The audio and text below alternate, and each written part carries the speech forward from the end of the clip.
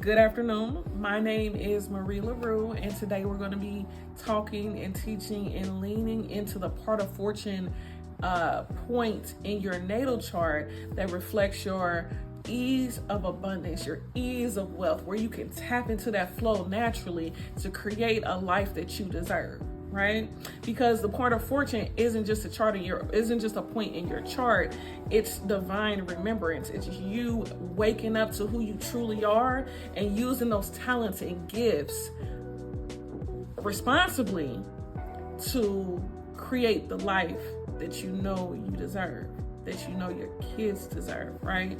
So if you ever felt like it's hard to manifest, or if you ever felt like it was just hard to money was hard to come by, then this message is for you, because I'm going to show you how you can tap in using your part of fortune point in your chart. So let's begin. She remembered who she was, and the game changed.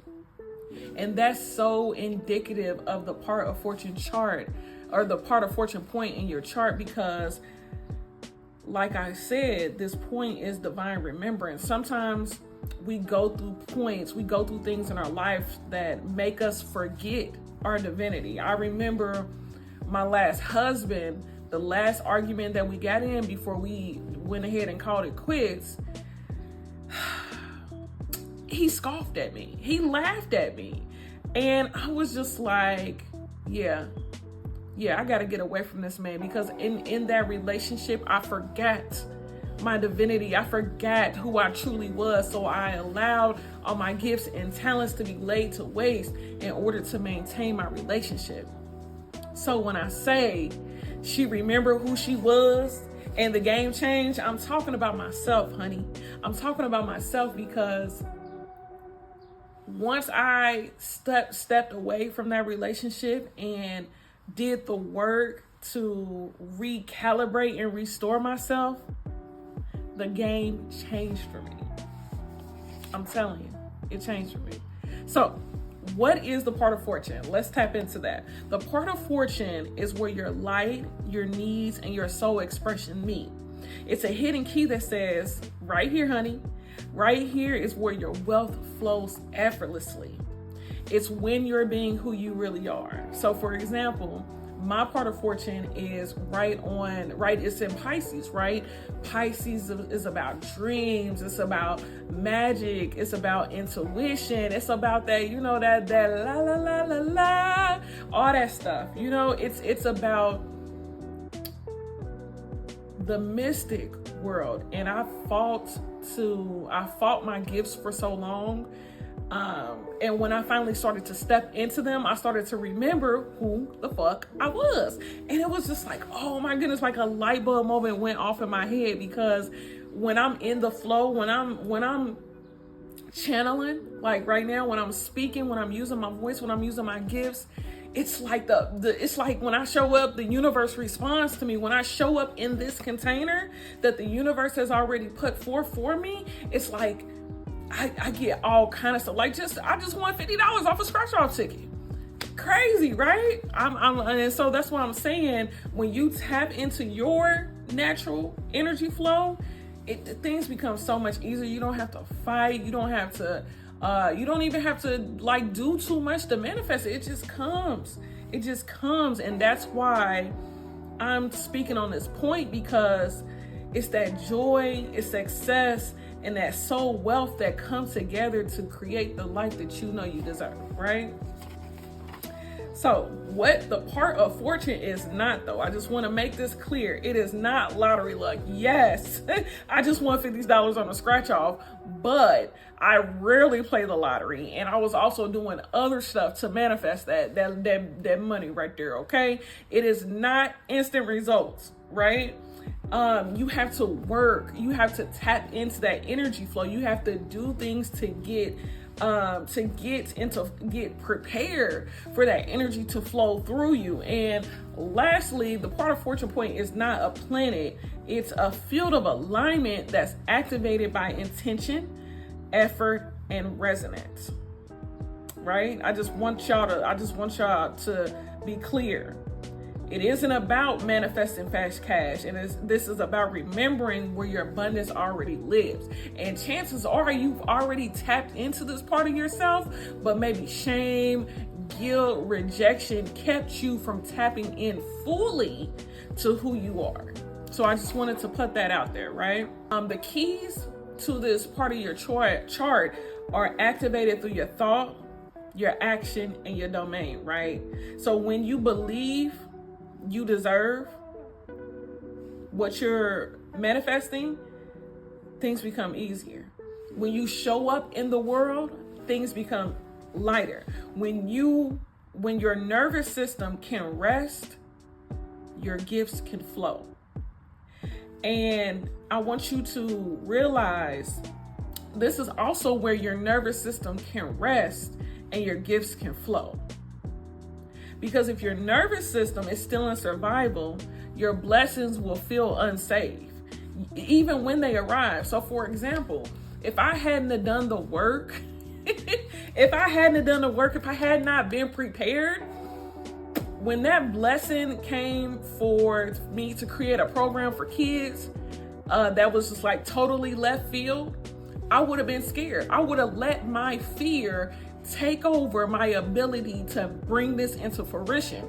And I thought about it too. I had multiple times where I thought about giving up, where I was like, oh no, I shouldn't do this, where I doubted myself. But because I did the work, I would not let myself give up. And that's part of your activation. That's why I offer these blueprint readings, so that you can become to identify when you're self-sabotaging and operating out of fear and missing your blessings, right?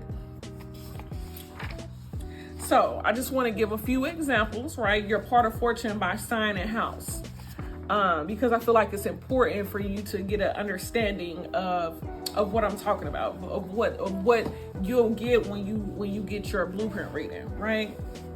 So if your part of fortune is in Cancer, you are the quintessential mother. Your wealth lives in what you nourish. And it doesn't mean that you are a stay-at-home mom. It means wherever you are, what you're nourishing, that's what comes back to you tenfold. So your sacred themes are like emotional safety, ancestral memory, sacred homemaking, intuitive wisdom. You are the person that really needs to be making the family picture albums. You need to be putting those together, because that right there is wealth to you. Wealth, and see, somebody explained this to me the other day. When you look at money in terms of value and security, what value are you putting out into the world? So if your part of fortune is in Cancer, hosting the family reunions, showing up and being a part of the family reunions, that's where your wealth lies. Creating that emotional safety for your kids, knowing that they can always come to you and talk to you. And when I say your part of fortune is in Cancer, I'm not talking about your sun. This has nothing to do with your sun, moon, and rising. This is your part of fortune point in your chart.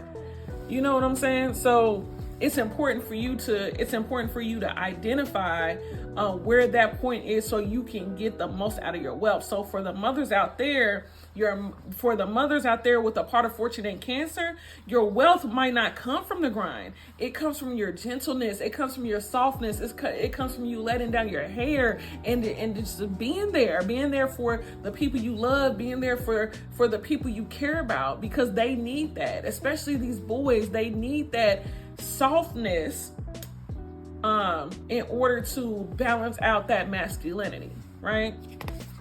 So I start hosting and creating events and doing stuff that feels good to my spirit. It activates that wealth and abundance within me. And it's like, that feeling is healing, But if your part of fortune is in Cancer, you need to release the need to perform strength and instead lead with softness, especially if you are a single mother with boys. I remember at one point in time, I thought when I was younger, I thought that because I was a single mom, I needed to be hard on my son. I needed to be that rah, rah, rah. You know, I needed to be that masculine presence because he was lacking that with no father figure. And I don't have a lot of regrets, but that's one of my regrets. I wish I would have been a lot softer with my oldest son so that we can have that relationship that I feel like he needed. But you know, you can't change the past. All you can do is move forward and stay in the present and do better. Because when you do better, when you know better, you do better. So that's what I'm doing right now. You trap yourself by staying stuck in the past. When you're constantly bringing up old shit, when you're constantly focused on what happened 2, 3, 4, 5, 10 years ago, that's what saps your energy. That's what saps your manifestation power, your personal power that keeps you that keeps you small, that keeps you hidden, that keeps you broke. I'm sorry to say it, but it keeps you broke living in the past. And then you also confusing control with care. And I know a lot of people with that Cancer energy that it can be a little overbearing, but I feel like with balance and practice, you'll be able to master that in no time. So here are some embodiment practices that you can use to amplify that part of fortune point in your chart, that part of fortune in Cancer, right? So if you have part of fortune in Cancer, cooking as a ritual amplifies your wealth. Cleansing your space with intention. I know one thing that I really love to do is not what I love to do. One thing that I do in order to increase my abundance and increase my wealth is clean out my refrigerator. Especially when it's time for me to go grocery shopping, I like to clean out my refrigerator so I can bring that fresh energy of an abundance of nourishment to my home, to my family, to my energy field, so that, you know, that's just like my way of showing gratitude to Creator, to Source, to Spirit for blessing me with the ability to feed my family, right? You also want to, here's a good tip, you also want to surround yourself or wear white, silver, or soft fabrics, because that it kind of like puts you in that goddess, mystical, milky white flow. You know, I love a good white outfit, okay? You can't go wrong with a good white outfit with a little white hat, yes, okay. See, when you cook as a ritual, those ideas, those money-making ideas start to flow to you. When you cook and clean, those money ideas start to flow with you. You be like, oh yeah, that's a good idea. Write that down. And that's what I'm saying. You should always keep a journal with a pen next to you so that you can always keep that down. You can't rely on your phone, because some of us get distracted. Oh yeah, I'm gonna put this in my phone, and then you get used scrolling. You end up saying, how I start scrolling. You know what I'm saying? So the motherhood tie-in for the part of fortune in Cancer, right? Your parenting style is part of your magic, right? When you feel emotionally safe, your children thrive. So let's change gears here. If your part of fortune is in your 10th house, that is a totally different energy than having a part of fortune in Cancer, right? Your success is your offering. So being a stay-at-home mom, being a wife, being a trad wife is not your bag, okay? You might be trying to fit into that narrative based on what other people told you, but you really should be out here in the world shaking shit up. Your success is your offering. This placement is for those of us who feel called to lead but have a fear of being seen. This placement is an invitation to stop shrinking and start shining, right? Your sacred themes are your legacy, your purpose, your spiritual leadership, your visibility. All these things give you that juice to be the best version of yourself. So yes, you might be a Cancer moon, you might have that emotional capacity, but your part of fortune is where your money is. You need to be visible. We need to see you being your best self. And that's going to open up doors for you, doors for your family, doors for the kids. This is your legacy. You know what I'm saying? So your soul wealth activator is embracing leadership. You're supposed to be doing mission-driven work and have a responsibility for the public. You really need to be running for offices, but that's a conversation for another day. And then also you want to let your work speak for your values. Some shadow traps that you might get caught up in, seeking external validation over internal alignment. This is where we get caught up in family, rejection, shame, guilt. You cannot let people who do not know your worth, do not know your intrinsic value, dictate how you live your life. You know what I'm saying? You know what's best for you. You know what's best for you. You just might have blockages when it comes to aligning with your inner self. And that's where I come in, because I'm going to help you get to where you need to be at, right? Hiding your true calling out of fear, judgment, or failure. Again, you know what's best for you. You know what you're supposed to be doing. And listen, one of my favorite teachers, her name is Miss Blue. She has this quote on her show, the Remix radio show. She says, every show, if nothing else moves you, life will. So I say that to say this: if you don't take the initiative, the effort to step into your greatness, to step into your power, you are going to be one miserable SOB. I'm telling you, you are going to be so unhappy. You're going to be bitter. You're going to experience resentment. You're going to experience confusion. But why? We don't even have to do all of that. Just do what you're supposed to do, sis. Just tap into your part of fortune. And I promise you, everything is going to work out how it's supposed to work out. Here are some embodiment practices for your part of fortune in the 10th house, right? I want you to create a mission mantra and speak it every morning. Every morning, I want you to get up in a mirror with your mantra like this. Get up in the mirror where you can see your eyes, because the eyes are the window to the soul, right? So you get up on the mirror and you speak, I deserve to receive with ease.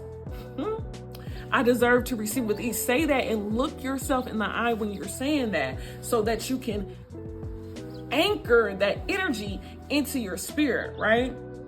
You need to structure your work with devotion. Most importantly, though, you need to dress for your future self, even in your home office, because that you getting dressed, you putting on makeup, you looking good, feeling good, it anchors in that energy, and it makes it easier for you to manifest, right? So this is the motherhood tie-in, though, right? I need you to know this, and I want you to listen to me. Your children are watching how you show up in the world. So your success could never be selfish. It's generational. It's not just about you, it's about them. How you are the motivator. You are the blueprint, honey.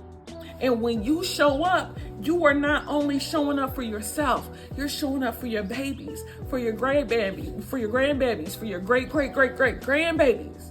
You know what I'm saying? It's generational. So I need you to come on with it. We waiting on you. So here are some prompts, though, here's some things I want you to think about. Here's a question I want you to answer on your own time. What kind of legacy do I want my children to inherit it through my example? How can I define success on my terms and serve from that space? That's powerful right there. This is my story of how I let my fear of rejection hold me back for too damn long, right? He told me I was evil. Christmas 2013, a year after I gained my consciousness, I was in that phase where I was questioning everything I had been taught. I didn't put up a tree. I didn't buy gifts. I was planning to honor the winter solstice instead of focusing on the presents and the lights. I was trying to focus on rebirth, alignment, and what the season really means. My brother came to visit me and my son at my apartment, and as soon as he walked in, I could feel something shift. His energy was funky. He said, "Where's your tree?" I was ready for that conversation. So I told him the truth. I don't really believe in that anymore. So we're doing something different this year. I started talking to his wife about something totally unrelated, but he kept walking around the apartment just looking. And after a while, I noticed his eyes were red and he was crying. I asked, "What's wrong?" He looked at me and said, "It feels evil in here." That caught me so off guard. I said, "Evil? Because I wasn't celebrating Christmas?" He said he couldn't really explain it. He just kept shaking his head. Now, I'm going to let you know, I was so hurt, right? This is my little brother. Me and him are a year and a half apart. This was my first friend, someone who had been through thick and thin with me. And in that moment, he just couldn't see me anymore. And I felt like it was just because I was standing in my truth. So they ended up leaving and I went on about my day, but I was still processing their rejection. And his words really stayed with me, if I'm being honest. And sadly, he wasn't the last family member to treat me that way. It kept happening. The ridicule, the judgment, the looks, the snide remarks. It got to the point where I just started hiding parts of myself, not just from family, but from the world. I practiced in private and I internalized that fear of being seen. And over time, it really started to affect my health. It wasn't really until I started to dive into my chart that I understood that things had to shift with me. This prompted me to sign up for the Rites of Passage program with Mama Iyanla Van Zandt, right? Being surrounded by hundreds of women who had been through the same thing, it felt like home. It felt like love. It felt like truth. It was 3 full days of spirit, ritual, prayer, movement, tears, laughter, the whole shebang. It was amazing. And that experience, it changed me. It shifted. It's something, that energy, it was released from me. And that's when the idea for Moonwalkers dropped into my spirit. God has showed me that I could create the same energy in my own way, right here in the city with women who need it the most. And Moonwalkers was born from that fire, from that love, from that vision. Because I've seen what happens when women come together with intention. I've seen what collective manifestation looks like. I felt the presence of God moving through a room where we sing, we pray, and we cry together, and it's so beautiful. So Moonwalkers is not just a support group. It's not just a sister circle. It's the beginning of a movement. So if you've ever been shamed, rejected, silenced, or cast out for being who you are, I just want you to know, honey, you are not alone. We're here. I'm here to hold you, to witness you, to walk with you together. That's where my part of Fortune in Pisces comes in. Okay, that collaborative spiritual work, that soft partnership, that's who I am. That's what I'm supposed to be doing to give you divine strategy, beloved. That's why I am what I am. And that's why I'm stepping into grace with love and peace, because mothers deserve rituals of remembrance. We deserve to come together and create a space where we meet under the full moon to connect with what fills us up. Because every full moon is a chance for us to reattune to your soul's success signal, right? It was born from me. Moonwalkers was born from the part of me that was tired of surviving without support. It's a sacred space where we come together to remember our power under the moon, in ritual, in softness, in joy. It's not therapy. It's not church. But really, it kind of feels like both. So what happens during the session, right?